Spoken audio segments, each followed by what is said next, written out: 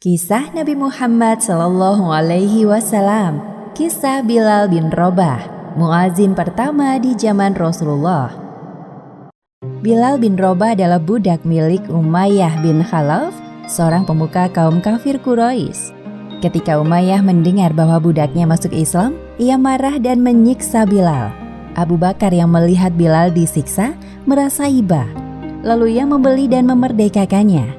Bilal bin Rabah berperan penting dalam sejarah Islam sebagai muazin pertama yang dipilih langsung oleh Rasulullah SAW.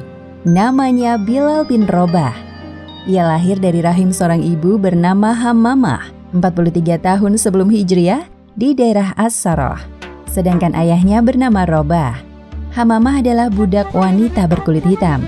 Maka kerap kali Bilal dijuluki Ibnu Sauda, yang artinya putra wanita hitam. Bilal tumbuh besar di kota Ummul Qura, sebuah daerah di Mekah sebagai budak keluarga Abu Dar, mengikuti ibunya. Namun ketika majikannya meninggal, mereka mewariskan Bilal kepada Umayyah bin Khalaf dari Bani Jum'ah. Majikan baru Bilal ini merupakan salah satu pemuka kaum kafir Quraisy.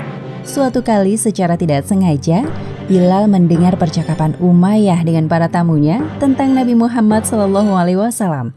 Mereka sedang merencanakan sesuatu untuknya. Katakan saja bahwa Muhammad itu gila. Tapi Muhammad tidak menangis terseduh-seduh atau berbisik-bisik layaknya orang gila. Dia normal seperti manusia biasa. Semua orang juga tahu itu. Kalau begitu, katakan bahwa Muhammad itu tukang sihir atau dukun. Lebih terdengar masuk akal.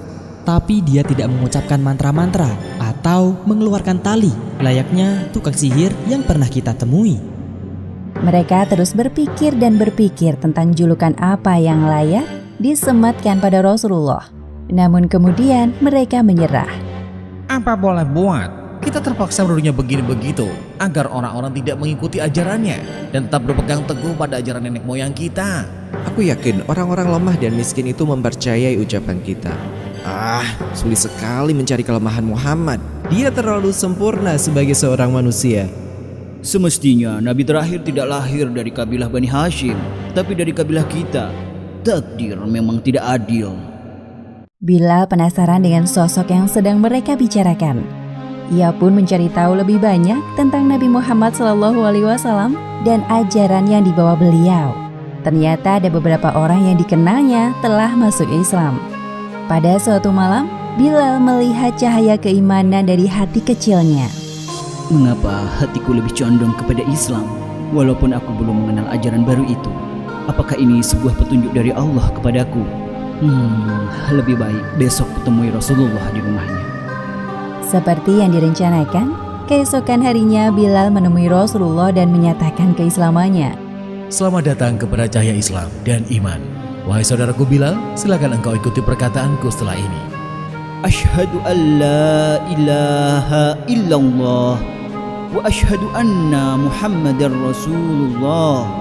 Aku bersaksi tidak ada sesembahan yang berhak disembah kecuali Allah, dan aku bersaksi bahwa Nabi Muhammad adalah utusan Allah. Berita tentang keislaman Bilal tersebar sampai ke telinga Umayyah. Ia tak menyangka bahwa budaknya itu akan mengkhianati dirinya seperti ini. Apa? Berani-beraninya dia. Aku mendengar berita ini dari budakku kemarin. Budakmu itu sungguh tak tahu malu. Lihat saja, akan aku beri pelajaran nanti. Umayyah tidak main-main dengan perkataannya. Benar saja, ia menyiksa Bilal sejak hari itu.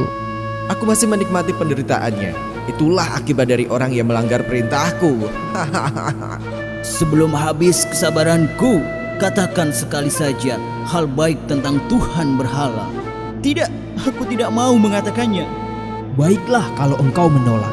Tuanku akan menyiksamu lebih kejam dari ini. Sore harinya, Bilal diseret ke Romdo, sebuah tempat yang permukaan tanahnya rata dan berpasir panas. Jika ada orang yang melemparkan daging di sana, pastilah matang sempurna.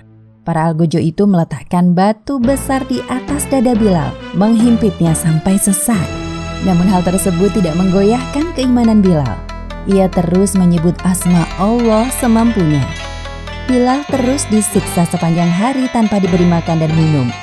Bilal tampak menikmati penyiksaan yang dilakukan para algojo majikannya. Ia tahu bahwa pembelaan ini dilakukan untuk mendapatkan keridhaan Allah Subhanahu wa Ta'ala. Ia terus berkata bahwa Tuhan itu satu. Ahad, Ahad, Ahad. Saat malam tiba, para algojo merasa kasihan dan lelah menghadapi Bilal yang keras kepala. Sedangkan Umayyah memperhatikan mereka dari kejauhan. Besok katakan yang baik-baik tentang Tuhan berhala. Setelah itu kami akan melepaskanmu. Memangnya engkau tidak lelah seperti ini? Kami telah letih menyiksamu, seolah-olah kami yang sedang tersiksa. Bilal tetap kukuh pada pendiriannya, tidak mau meninggalkan Islam. Umayyah yang melihat penolakan Bilal berjalan mendekatinya. Dasar budak celaka. Aku ingin peristiwa ini disaksikan oleh para budak yang melawan perintah majikannya. Kejadian yang sama berulang di hari berikutnya. Terkadang Umayyah sangat kesal terhadap Bilal sampai menyuruh anak-anak untuk menyeret Bilal keliling perbukitan dan jalanan Mekah. Sepanjang perjalanan, bibir Bilal terus menggemakan asma Allah.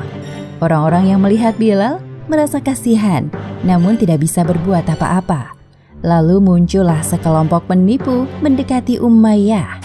Hei Umayyah, bukankah Bilal itu anak buah kita? Pasti dia tidak ingin karena keislamannya itu nama kabilah kita jadi ejekan dan cemoohan kaum Quraisy. Bukankah begitu, wahai Bilal? Bilal menatap tajam orang yang berbicara dan semakin mengeraskan suaranya. Ahad, Ahad, Ahad. Seperti hari-hari sebelumnya, Bilal dibawa ke Romdo untuk dipanggang. Orang-orang berdatangan untuk melihat seorang budak berkulit hitam yang disiksa tuannya. Mereka tidak tahu bahwa budak itu menikmati penyiksaan majikannya. Allah Subhanahu wa Ta'ala telah membuat tubuhnya kuat dan tebal agar Bilal tidak merasakan sakit. Ahad, Ahad, Ahad. Suara apa itu? Sepertinya ada orang yang kesakitan. Abu Bakar yang mendengar rintihan Bilal bergegas mendekati kerumunan. Sudah berapa lama ini terjadi? Sejak budak itu menyatakan keislamannya, dia disiksa seperti ini. Tapi anehnya, dia kuat bertahan sampai sekarang. Budak memang seharusnya menuruti perintah majikan. Lagi pula, untuk apa dia masuk Islam jika akhirnya disiksa seperti ini? Abu Bakar sangat menyesal baru mengetahui penyiksaan Bilal hari ini. Harusnya aku lewat daerah ini sejak kemarin. Sungguh saudaraku Bilal yang malang. Abu Bakar mendekati Umayyah dan mencoba menawar Bilal. Wahai Umayyah, engkau sungguh kejam terhadap budakmu sendiri. Tidak takutkah engkau kepada hari pembalasan? Perbuatanmu ini sungguh tidak manusiawi. Meskipun dia budakmu, dia juga manusia sama seperti kita. Enak saja engkau bicara. Dia tidak sama sepertiku. Dia sama seperti engkau. Jadi sekarang engkau yang harus bertanggung jawab atasnya. Ini terjadi karena perbuatan saudara seimanmu. Baiklah, akan kubeli budakmu. Sekarang tolong hentikan siksaan kejam itu padanya. Umayyah yang mendengar penawaran Abu Bakar merasa sangat lega. Akhirnya, satu bebanku terlepas juga. Lelah juga aku menyiksa Bilal. Sebaiknya aku jual saja budak sialan itu dengan harga yang mahal kepada Abu Bakar. Katakan, berapa engkau menjualnya? Berikan padaku 9 ukiah emas. Ini, ambillah. Kemudian Bilal dituntun oleh Abu Bakar meninggalkan tempat penyiksaan itu. Umayyah yang melihat keduanya malah mencemooh. Wahai Abu Bakar, demi Tuhan Lata dan Uzza, jika engkau hanya sanggup memberikanku 1 ukiah saja, aku juga akan melepaskannya. Abu Bakar yang mendengar cemoohan Umayyah langsung berbalik badan dan membalasnya. Hal itu ia lakukan untuk menjunjung tinggi kehormatan saudaranya seiman. Demi Allah, jika engkau menjualnya 100 ukiah pun, aku tetap akan membelinya. Tidak hanya Bilal, penyiksaan juga terjadi pada budak-budak dan sahabat muslim yang tidak memiliki perlindungan yang kuat. Wahai Rasul, aku baru saja membebaskan seorang budak yang disiksa majikannya karena masuk Islam. Namanya Bilal. Iya, aku ingat dia. Sekarang bagaimana keadaannya? Sekarang dia aman bersamaku. Terima kasih wahai sahabatku, engkau sungguh berarti mulia. Ternyata tidak hanya Bilal, para budak lain dan orang-orang miskin menjadi santapan kaum kafir untuk melawan kita. Pada tahun ke-13 kenabian, Bilal hijrah ke Madinah bersama kaum muslimin. Sekarang ia tinggal di kediaman Abu Bakar dan Amr bin Fihr. Pernah suatu ketika, Bilal merasakan kerinduan terhadap kampung halamannya di Mekah. Terkadang ia melantunkan syair sebagai ungkapan kerinduan. Duhai malangnya aku, akankah suatu malam nanti aku bermalam di Fak, dikelilingi pohon izzikir dan jalil? Akankah suatu hari nanti aku minum air mijannah? Akankah aku melihat lagi pegunungan Syamah dan Taufil? Selain merindukan lembah dan pegunungannya, Bilal juga merindukan kenikmatan iman saat disiksa oleh majikannya. Peristiwa itulah yang membuatnya semakin mencintai Islam. Sekarang di Madinah, Bilal dapat hidup tenang bersama Rasulullah. Kemanapun beliau pergi, Bilal selalu mengikuti. Bahkan saat pembangunan Masjid Nabawi selesai, Rasulullah menunjuk Bilal sebagai muazin. Nabi Muhammad menjelaskan tentang keutamaan sholat berjamaah, sebagaimana yang disebutkan dalam hadis riwayat Bukhari nomor 645 dan Muslim nomor 650. Wahai umatku, sholat jamaah lebih baik 27 derajat dibanding dengan sholat sendirian. Wahai Rasul, bagaimana cara kita dapat sholat berjamaah jika rumah kita saling berjauhan? Dalam hal ini, kita membutuhkan sebuah penanda masuknya waktu sholat agar bisa datang ke masjid bersama-sama. Jadi, tidak ada yang tertinggal sholatnya. Iya, engkau benar. Mari kita bicarakan hal ini besok. Keesokan harinya, Nabi Muhammad dan beberapa sahabat bermusyawarah mencari solusi. Seorang bernama Abdullah ibnu Zaid menceritakan tentang mimpinya semalam. Wahai saudara-saudaraku, semalam aku mendapatkan pertanda lewat mimpiku. Seorang manusia berpakaian serba hijau membawa lonceng di tangannya, melewatiku sambil membunyikan lonceng. Lalu aku menghentikannya dan bertanya, "Hai hamba Allah, apakah lonceng itu akan dijual?" Akan kamu gunakan untuk apa? "Untuk memanggil kaum muslimin menuju sholat." Maukah engkau kutunjukkan yang lebih baik dari itu? "Ya, baiklah." Hendaklah kamu ucapkan, Allahu Akbar, Allahu Akbar. Asyhadu alla ilaha illallah, asyhadu alla ilaha illallah. Asyhadu anna Muhammadar Rasulullah. Asyhadu anna Muhammadar Rasulullah. Hayya 'alas shalah, hayya 'alas shalah. Hayya 'alal falah, hayya 'alal falah. Allahu Akbar, Allahu Akbar. La ilaha illallah. Wahai Abdullah ibnu Zaid, mimpimu adalah sebuah petunjuk bagi kita. Sekarang aku akan memilih seseorang yang tepat untuk mengumandangkan azan. Siapakah orang itu, hai Rasul? Dia bekas budak Umayyah yang telah dimerdekakan Abu Bakar. Dia Bilal bin Robah. Ia terkenal teguh berpendirian ketika mengucap ahad, ahad di tengah siksaan yang dideritanya. Ya, suaranya juga merdu dan lantang. Bahkan tempo hari aku pernah mendengarnya bersyair. Setelah menunjuk Bilal sebagai muazin, Nabi Muhammad mengutus seseorang memanggil Bilal ke hadapannya. Tolong panggilkan Bilal kemari. Baik, wahai Rasul. Wahai Bilal, sekarang engkau memiliki tugas baru. Apa itu wahai Rasul? Mulai saat ini, setiap kali masuk waktu sholat, engkau harus naik ke menara masjid mengumandangkan azan. Azan adalah pemberitahuan kepada umat Islam untuk melaksanakan sholat 5 waktu. Merupakan sebuah kehormatan bagiku, wahai Rasulullah. Terima kasih banyak atas kepercayaanmu kepadaku.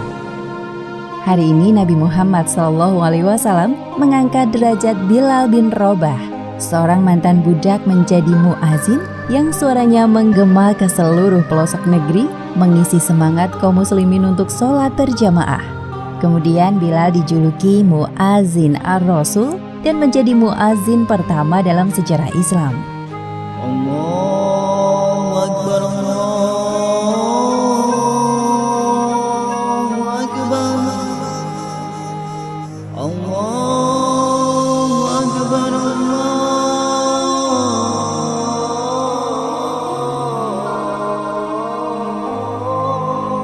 Akbar. Asyhadu an la ilaha illallah.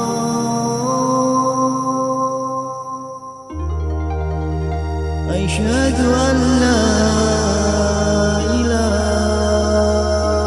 إلا الله.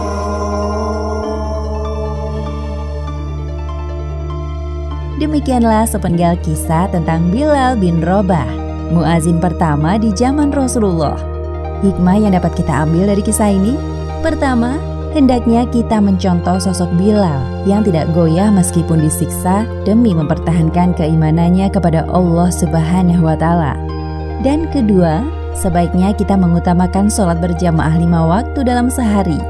Jangan sungkan untuk mengajak keluarga atau teman sholat berjamaah, karena selain amar ma'ruf, kita juga mendapat pahala yang berlimpah dari sholat berjamaah.